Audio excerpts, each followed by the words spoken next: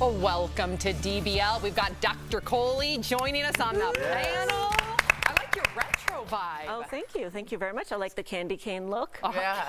Yes. Candy stripe. Yes. Oh, Yes, I'm trying to be like your nurse. oh, I love it. What nurse dresses like that? Weren't they called candy strippers back in the day? And they come and they go, do you want some candy? Is that what they did? Yeah, Tori, you're just Good explanation. Okay. Yeah. All right, we're going to move Ice on. cream That's guy, what would your you like nurse some says. ice cream? We're Sorry moving about on. your leg. Yeah. This is great because May is Mental Health Awareness Month. It is highlighting the importance of talking about mental health and the tools and resources that are available to help. But a few new studies suggest that this big push to focus on mental health in recent years may not be having the positive effect that it was intended. In fact, some are even suggesting it's having some unintended consequences. So Dr. Coley, I'm so glad that we're bringing this up because I never would have thought about that. I always talk about it, right? As someone that has suffered from mental health issues. So how could talking about mental health and raising awareness turn into it being a bad thing? This is a bit of a surprising studies that are emerging because if you think about our attention like a spotlight, if we're constantly turning a spotlight on our negative emotions, what does it do to those negative emotions? It amplifies them. It makes us feel more helpless because we don't necessarily have solutions. And there's a saying in medicine that says neurons that fire together, wire together. So you keep triggering that circuit in your brain, life is hard.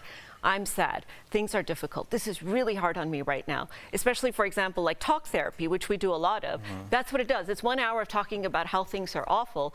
It can actually cement those negative emotions. What else we've noticed is that people have some variance in their emotions every day, right? Some days we wake up, we feel more energetic. Some days we feel a little more fatigued. Our body is different every day. Our mind is different every day as well. So some days we feel happier, some days we're more anxious, some days we're sadder. This is normal variance. And if we overinterpret this as something bad, or, you know, in our young kids, for example, someone breaks up with your teenager, they feel sad. That is a normal emotion. And if they think, oh, this means I'm depressed, that's an overinterpretation of emotion. That actually makes a lot of And sense. it's trendy to sometimes do that on like the TikToks. It's like, I'm not trying to put anyone down, but it can be that way, don't you think? Well, and I think social media has made it so people are thinking this is a trend.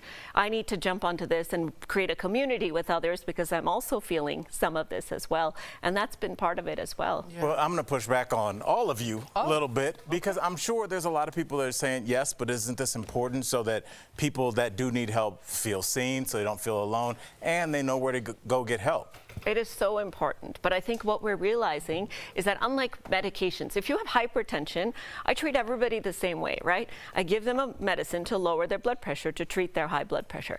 With mental health, it's not necessarily the same. We need to individualize treatment plans, and talking about it with everyone doesn't necessarily make some people feel better. It can actually make them feel worse, particularly in our teenagers and our young kids whose brains are immature. They can't process emotions in the same way. So if you keep telling them they're feeling sad, or let's talk about whether you're feeling sad, they could actually start to change the way their mind is evolving. Their reactions to emotions could actually Their like neural groove becomes That's deeper the and looking deeper. glass theory. Yeah. Mead, I believe. Wow. Mead. Wow. Yeah, I believe so. Fantastic. Somebody fact check that. I'll be shocked if I remember that. Fantastic. I think we have Dr. Shocker here, not a candy striper. Beautiful Yeah. job. A doctor. Amazing. All right. Would you like some candy? I don't know if that's what it So was. ridiculous. I apologize. I should have had more information. You're right.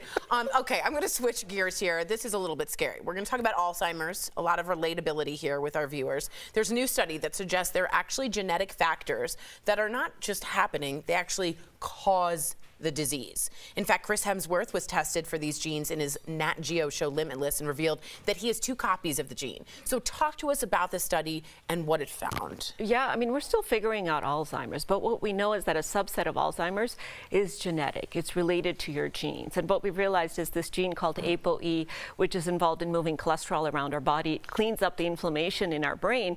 If you have a version of it called ApoE4, which about 25% of us does, your risk of Alzheimer's is very high.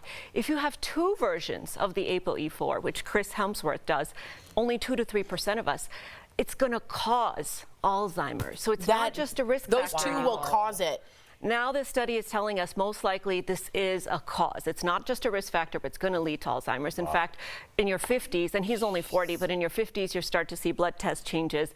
In your 60s, you'll start to have that cognitive decline, and the Alzheimer's you get will be more aggressive, a different Alzheimer's that manifests itself early. Can I get a blood test to find out? I don't know if I would ethically for myself. Yeah, how do you do Right. that? Yeah. You can get a blood test. Any of us can. The Alzheimer's Association does not recommend getting it. But I don't know how I feel about this right now because, of course, we don't have treatments.